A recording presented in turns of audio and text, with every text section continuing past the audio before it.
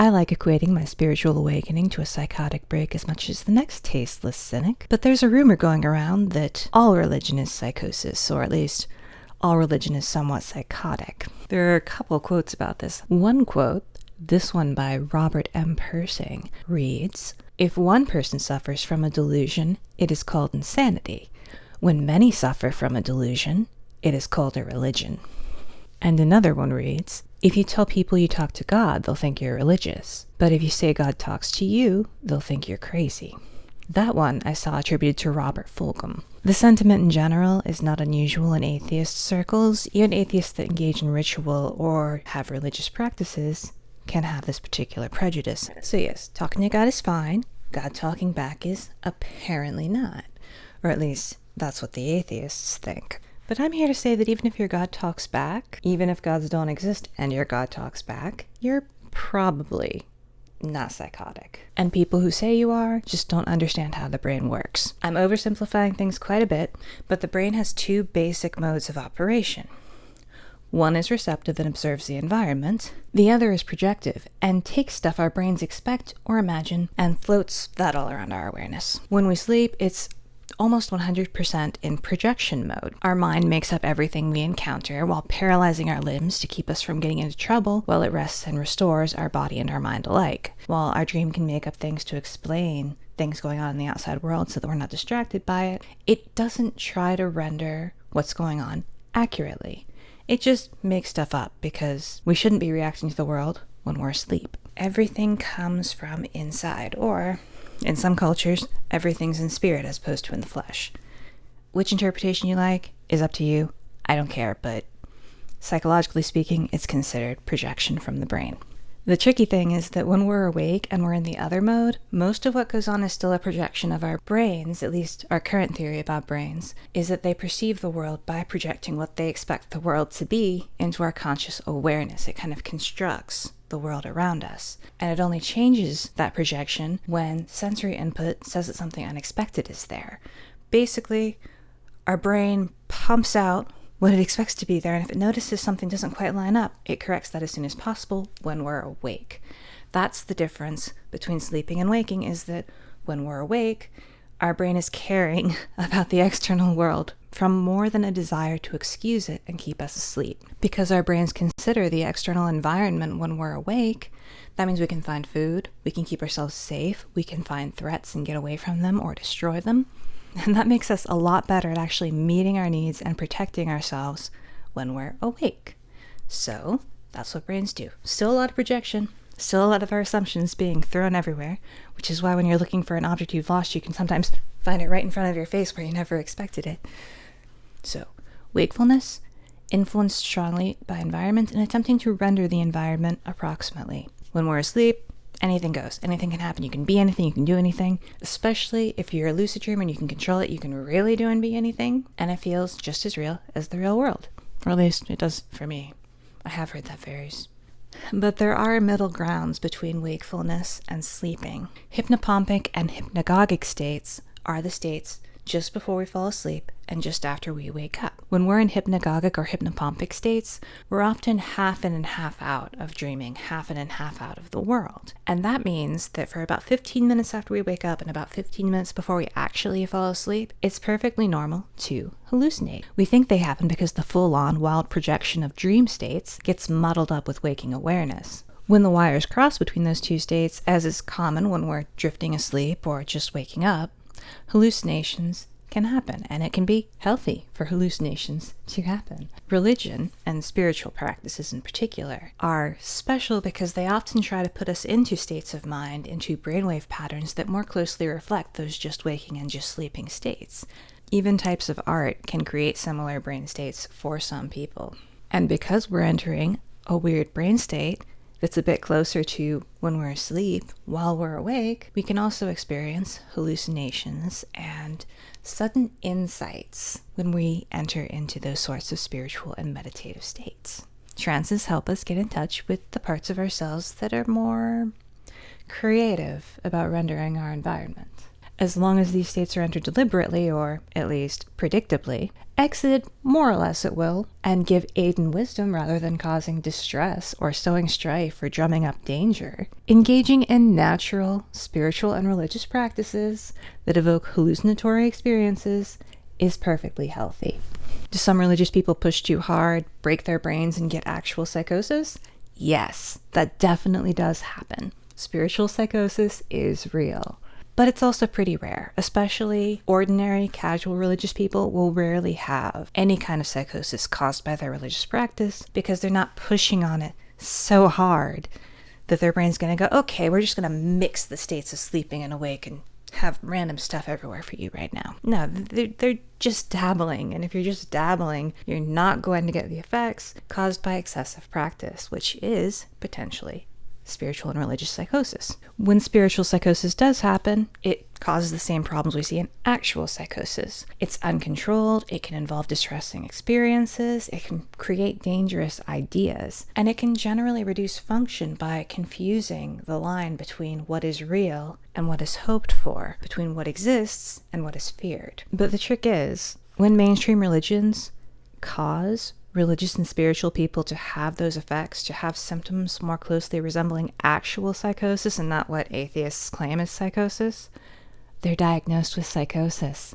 Delusions and hallucinations being religiously themed is not a get-out-of-jail-free card. You can't be called sane just because your delusions take on the style and substance of religious practice. There's a threshold that's healthy, there's practice that's controlled, and there's unhealthy, uncontrolled brains going haywire, and the latter is what's actually delusional. The latter is what's actually psychotic. Conflating healthy hallucinations triggered by practices like meditation that are known for opening the floodgates to the subconscious with psychotic hallucinations doesn't just insult religious people, it also trivializes psychosis while implying that people who are psychotic ought to feel ashamed. Because let's face it, they're only calling religious people psychotic to try to imply that their beliefs are ridiculous and harmful and diseased. They're basically pulling out psychotic symptoms and saying, this is bad. We all know this is bad. We all know those people are crazy. We can't possibly let people be like that. Which, hi, psychotic people are people too. And a lot of psychotic people are perfectly good, giving, charitable people who do the best they can to keep their feet on the ground. That their brain doesn't cooperate particularly well is not their fault. Even people who fall into actual psychosis from religion and meditation are not to blame for that. One hopes they'd have a teacher or at least some kind of guidance that would help to prevent that, but if they don't, it happens. Hopefully it doesn't endure. A lot of times when religion actually doesn't do psychosis, it is more temporary in nature. Sometimes it's not. But no matter what causes a person's psychotic episode, that's nothing to shame them for. The trope that religion is psychosis fails to understand the differences between controlled and deliberately entered into meditative and trance states and a sick brain. They're really, really not the same. We all encounter visions and live in worlds that don't exist when we're asleep. Some of us also evoke that when we're awake in controlled settings, and some of us have to suffer it while we're awake, even though we'd rather not. Only the last group is psychotic. Now, delusions in religion are much closer to psychosis than hallucinations in religion. But even then, it's really not the same thing at all. And I say that because a lot of religious delusions are basically differences of opinion. There are a lot of differences of opinion that ultimately boil down to a divergence from factual reality, at least as far as we are aware of it, with current research and study and science and blah, blah, blah stuff. Politics is one of the more marked areas where this shows up. The idea that any president can save a country all by themselves, delusional. The idea that any country is superior and exceptional to others, delusional. Sure, every country has areas of excellence, but they also have areas where they perform spectacularly poorly. The idea that your sports team is the greatest of all time, delusional.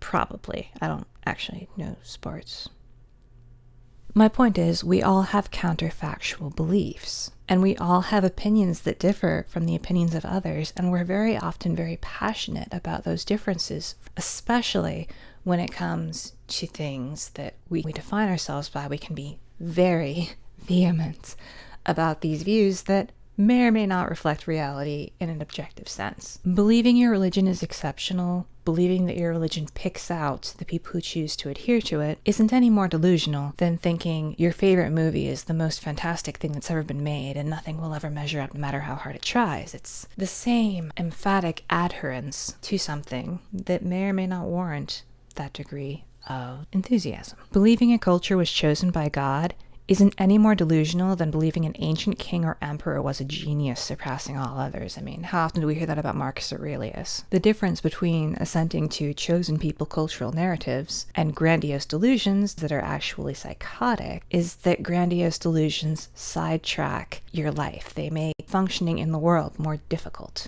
If your life isn't sidetracked, if your relationships aren't impaired, if you're still doing your job perfectly well or even better than before, then you're not ill. If you're functioning better than before in every area of life, and people broadly agree on that, then you're not sick. Illness doesn't improve function. Religion, as plenty of research backs up, often does. That judging people by function level, it isn't just a slippery trick to get out of it.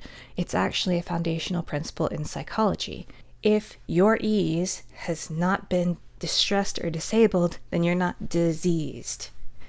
A lot of people don't get that because they like to just point to anything that's even slightly unusual as illness because they don't understand it and because it looks a little bit like illness, but it's just bigotry. It's ableism and intolerance disguised as...